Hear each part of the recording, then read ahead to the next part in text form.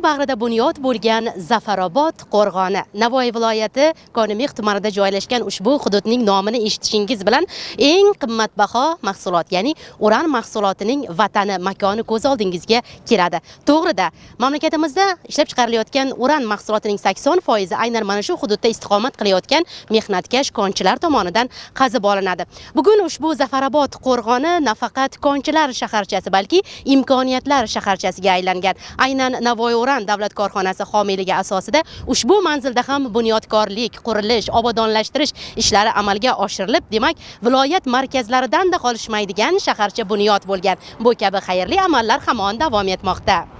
1971-yilda bu hududda Navoiy uran davlat korxonasi tarkibidagi Zafarobod kon boshqarmasi tashkil topgan bo'lib, o'shanda qo'rg'onchida sanoqli turar joylar va ishchilar bor edi.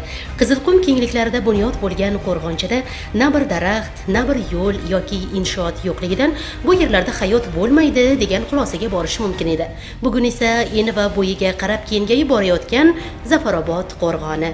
Bir tomonda ko'p qavatli turar joy binolari, bir tomonda hovlilar, aholining yashashi uchun zarur infratuzilmaning hammasi mujassam. O'tgan 2024-yil davomida qo'rg'onchada olib borilgan qurilish, bunyodkorlik, obodonlashtirish, ta'lim va tibbiyot sohasining moddiy-texnik bazasini yaxshilash va shu kabi ishlar natijasida Zafarobod hududi yanada ko'rkam qiyofa kasb etdi.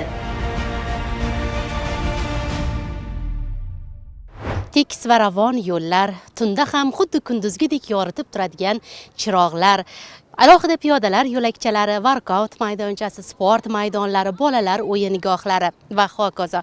Demak, bugun muhtaram prezidentimiz ilgari surayotgan islohotlarga hamohang Navoiy uran davlat korxonasi ham mana shu Zafarobod shaharchasida aholi uchun xuddi mana shunday imkoniyatlarni, sharoitlarni yaratmoqda.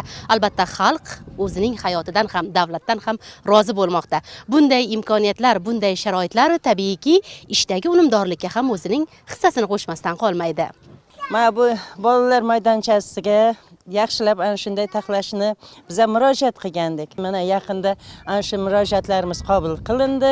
Navoiy uran tomonidan bizlarga ana shunday chiroyli maydoncha qurilib berildi.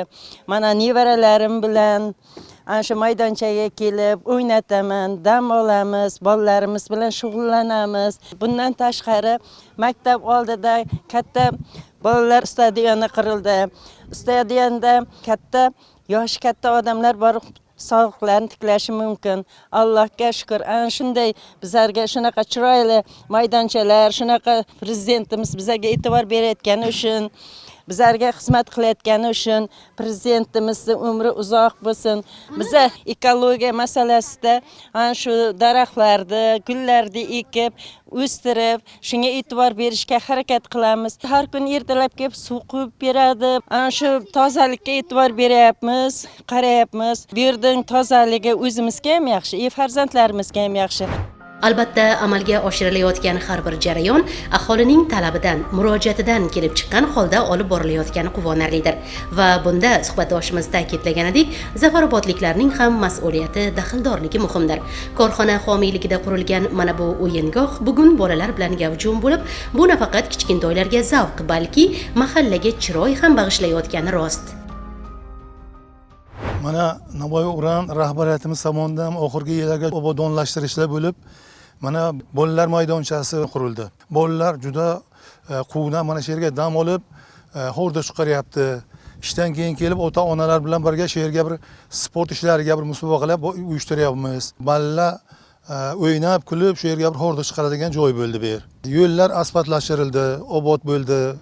Kechasi yoriq, sport stadionlarimiz qurildi, maktabimiz yonida, workoutlar qurildi. Mana kelajakda sog'lom bo'lish uchun ana sport bilan shug'ullanib, Zafarobodliklar hamma xursand. Ota-onalardan kutamizki, kelib berlarni birgalashib o'tirib, atroflarini toza, ozoda saqlab, berlarni ko'kalamlashtirib, kelasi avlodlar ham qoldirilsa, kelasi avlod ham shu yerdan bir shug'ullanib, kelajakda bir sportsmen, yaxshi yigitlar Zafaroboddan chiqadi degan o'ylovdaman. Sarvar aka, mana shu konchilar qo'rg'oni o'rnida bugun zamonaviy imkoniyatlar shaharchasi bunyod bo'lgan va bunda Navoiy uran davlat korxonasining hissasi juda ham katta. Keling, shu paytgacha qilingan loyihalar va hozir amalga oshirilayotgan ishlar, kelgusidagi rejalar haqida bizga batafsil ma'lumot berib o'tsangiz.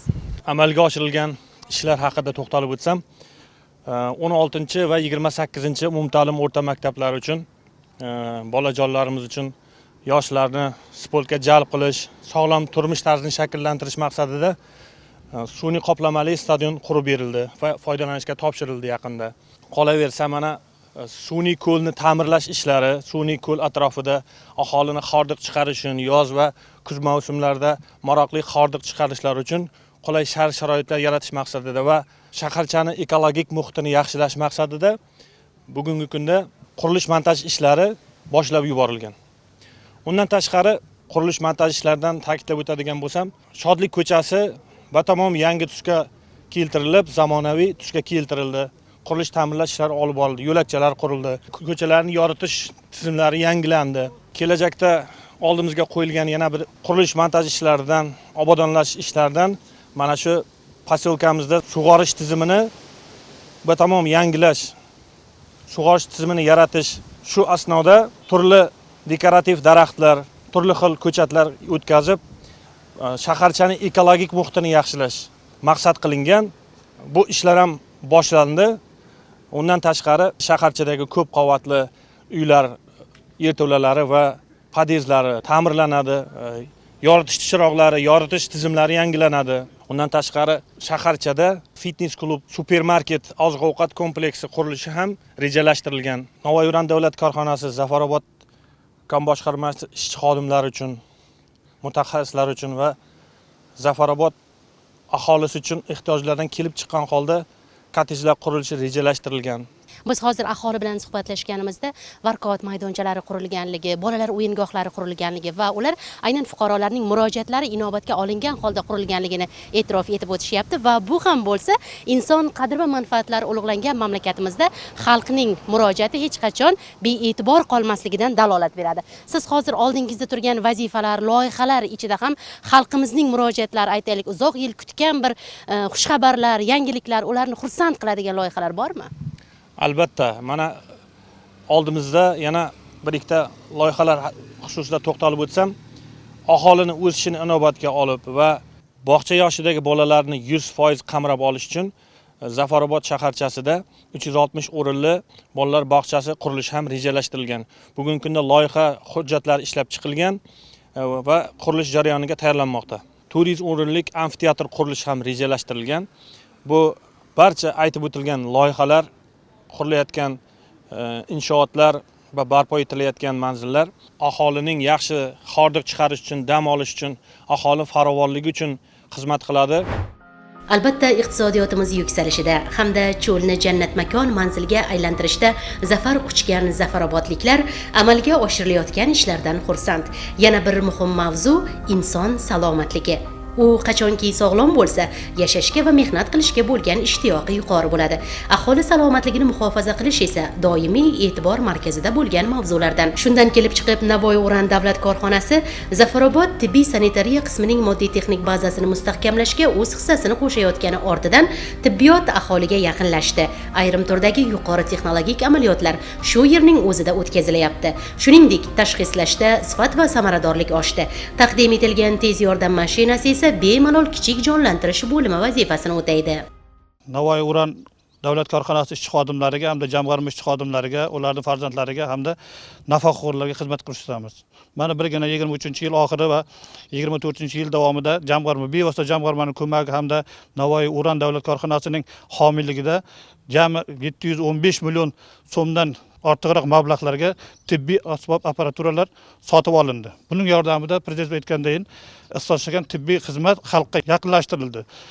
Buning oqibatida 24-yil davomida bizda ikkita yangi texnologiya va kam invaziv operatsiya bajarish yo'lga qo'yildi. Bular mana laparoskop apparati yordamida qorin bo'shlig'idagi kasalliklarni laparoskopik operatsiyalar bajarish hamda qon tomir varikoz kengayish kasalliklarida lazer apparati yordamida lazer kam invaziv operatsiyalar bajarish yo'lga qo'yildi. Bu bilan ishchi xodimlarimizni tezgina qisqa fursatda ishga qaytishlariga hamda uzoq Navoiy shahriga qatnab yurishlariga sosonchilik olindi deb o'ylayman. Keyin mana bir yil davomida bizlarda jami 362 ta operatsiya bajarildi. Shulardan 31 tasi yuqorida aytilgan yangi yuqori texnologik hamda kandidat operatsiyalar tashkil qildi. Bu bilan bir qatorda 4 ta tekshirish usullari yo'lga qo'yildi. Bular mana ko'z kasalliklari doktorimizdagi apparaturalar hamda laboratoriyaga olingan IFA analizatorlari, bular hammasi yangi tekshiruvlarni yo'lga qo'yishga, tashxislash sifatini oshirishga yaqindan yordam berib kelmoqda. Shuningdek, mana bu yilning o'zida Navoiy Uran davlat korxonasi tomonidan bizning tibbiy sanitariya qismimizga 1 milliard so'm mablag'lar hisobiga mana yangi Toyota rusumidagi tez yordam, ya'ni mobil homiylik yordamida sotib olib berildi. Bu mana bizlarda xizmat jarayonimizda 10 ta zira punktlarimiz bor. O'sha zira punktlarda murojaat bo'lgan har xil favqulodda vaziyatlarda yoki mana bu bemorlarni bevosita viloyat markaziga ko'chirishlarda yaqindan yordam beradi. Bunda juda keng imkoniyatlar bor. Birinchidan katta, keng ichida bemalol narkoz jarayonini bajarish mumkin. Qisqa mali operatsiyalar o'tkazish imkoniyatlariga ega bo'lamiz.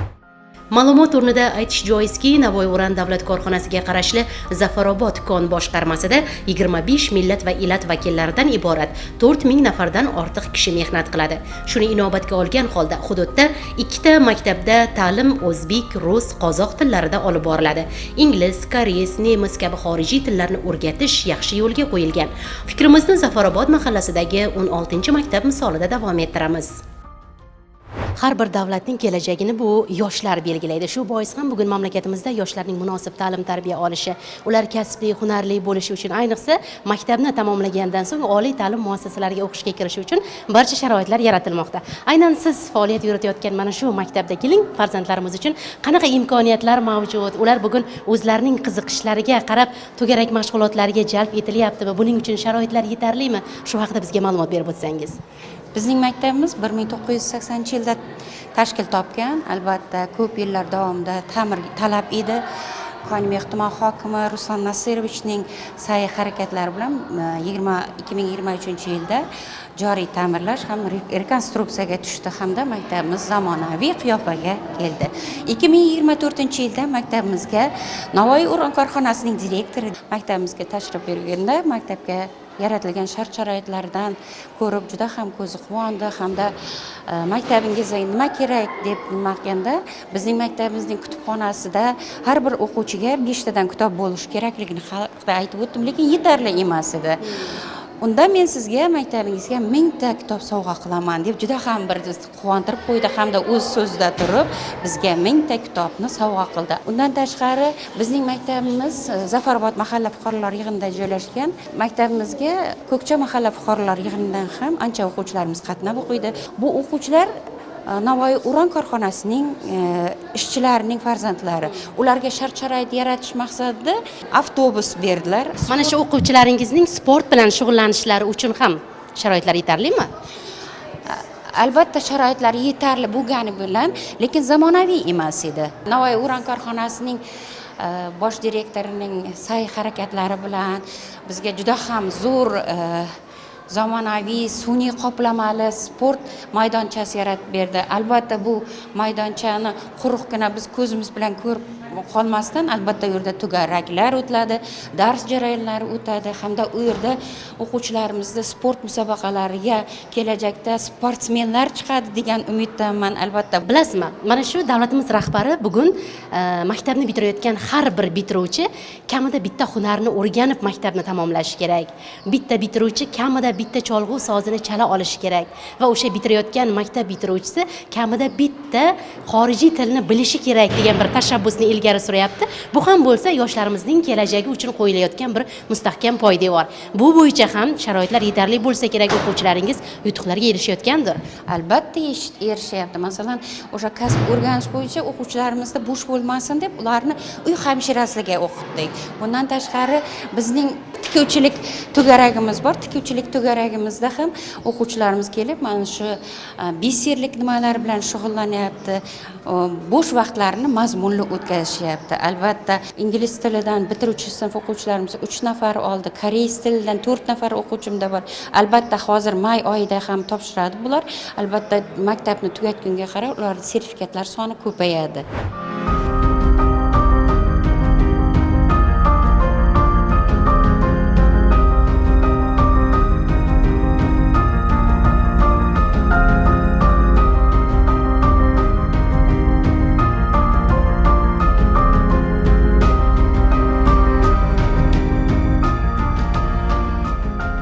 Maktabning yuragi, xazinasi kutubxona desak adashmaymiz. Bu yerda yigit qizlarimiz, ya'ni kelajak vorislarimiz dunyo qarashini o'stiradi, ma'naviyatini yanada yuksaltiradi va aynan mana shu 16-sonli maktabda ham kutubxona juda ham boy.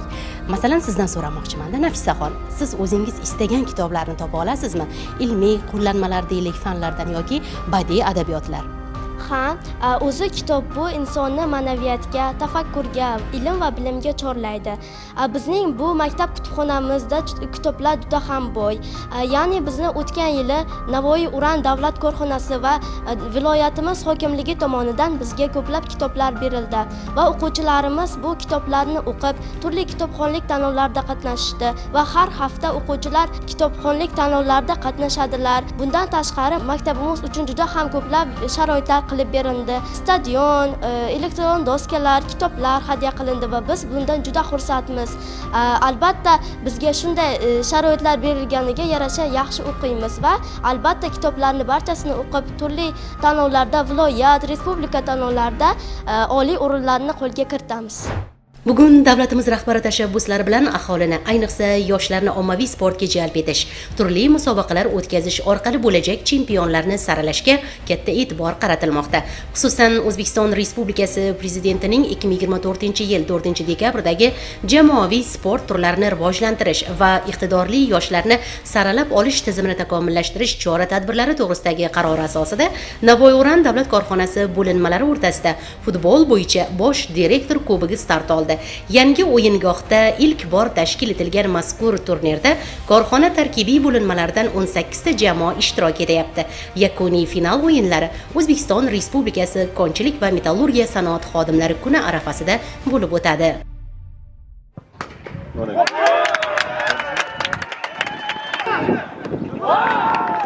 Qarorga hamohang ravishda qolaversa, Navoiy Uran davlat korxonasi bo'linmalari o'rtasida do'stlik, ishchan muhitni yaratish, ular o'rtasida sportga mehr qo'yish, ularni sog'lom turmush tarziga jalb etish maqsadida bugun mana Navoiy Uran davlat korxonasi bosh direktorining sportning futbol turi bo'yicha kubogiga start berildi. Kubokda ishtirok etish uchun, turnirda ishtirok etish uchun jami 18 ta korxonadan, bo'linmamizdan talabnomalar kelib tushdi. Ularning sog'liqlari tegishli tartibda tekshirildi va o'yinga ruxsat etildi. Mana shu 18 ta komanda 9 kun davomida o'yinlarni o'tkazishadi va o'ylaymanki, bunday sport turlaridan qilinayotgan turnirlar, bunaqa musobaqalarimiz hali boshlanishi, nasib bo'lsa sportning boshqa turlari bo'yicha ham, basketbol, voleybol, streetbol turlari bo'yicha ham xuddi shunday musobaqalar tashkil etiladi va yoshlarimizning bo'sh vaqtlarini mazmunli tashkil etishga barcha sharoitlar yaratiladi. Qip-qizil cho'l bag'rida yashillikni yaratish alohida mavzu. Suv imkoniyatlari biroz mushkul bo'lsa-da, qalovini topsa qorni ham yondiradigan zafarobodliklar prezidentimiz tashabbusi bilan har yili amalga oshirilayotgan Yashil makon loyihasi doirasida 25 gektar maydonda bog' yaratdi. Ko'p qavatli uylar atrofida manzarali daraxt ko'chatlari ekildi. Bir so'z bilan aytganda, bugungi kunda Navoiy Uran davlat korxonasi homiyligida Qizilqum bag'ridagi mo'jizaviy makon Zafarobod qo'rg'onida boshlangan keng ko'lamli bunyodkorlik ishlari yangi O'zbekiston bilan hamohang tarzda o'zgarayotgan yangi Zafarobod qiyofasida aks etmoqda. Zero mazkur hudud korxonaning markazi hisoblanib, bu yerdagi barcha tizim va tuzilmalar faoliyati kon boshqarmasining barqarorligini ta'minlashga xizmat qiladi. Shu bois Zafarobod kon boshqarmasi tashkil etilgan kundan boshlab mashaqqatli mas'uliyatni zimmasiga olgan konchilar, uran mahsuloti yetishtirishda ilg'or mutaxassislar uchun yotoqxona, turar joy binolari, dam olish maskanlari, farzandlar uchun sport va san'at komplekslari, ta'lim muassasalari qurilib, bunyodkorlik ishlari hamon davom etmoqda. Bir so'z bilan aytganda, bugun zafarobodliklar hayotidan va davlatdan rozi bo'lib yashamoqda. Davlatimiz rahbari tashabbusi bilan mamlakatimiz bo'ylab inson qadr va manfaatlari yo'lida keng quloch yoygan imkoniyatlar, islohotlarning qanoti mazkur hududgacha yetib kelgan va bunda albatta Navoiy Uran davlat korxonasining ham hissasi katta. Hudud infratuzilmasini yaxshilash, aholining turmushini yanada farovon etish, ularga yashash, mehnat qilish, dam olish uchun qulay muhitlarni yaratishda albatta mazkur korxonaning ham xizmati beqiyos. Zero inson qadri ulug'langan yurtdagina taraqqiyot bo'ladi. Ularga munosib sharoitlar yaratilgan maskanda esa albatta yuqorida ta'kidlaganimizdek xalqimiz hayotidan va davlatdan mamnun bo'lib yashaydi.